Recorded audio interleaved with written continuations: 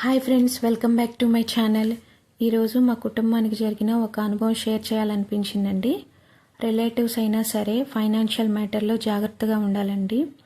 Trust ఇంపార్టెంటే కానీ return proof and clarity is most important అండి. కుకింగ్లో ఇంగ్రీడియంట్స్ క్లియర్గా మెజర్ చేసి వేస్తాం కదా, లైఫ్లో కూడా క్లారిటీ అంతే అవసరం అండి.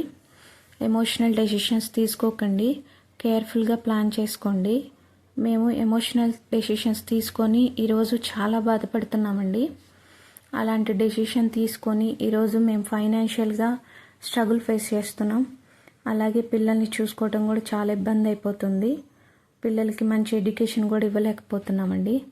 కాబట్టి ఈ ఎంత పర్సనల్ ఫ్యామిలీ మెంబర్స్ అయినా ఒకసారి డెసిషన్ తీసుకునేటప్పుడు, ఎలాంటి సంతకాలైనా పెట్టేటప్పుడు ఒక్కసారి మీ ఫ్యూచర్ ఆలోచించుకొని అలాంటి డెసిషన్ తీసుకోండి.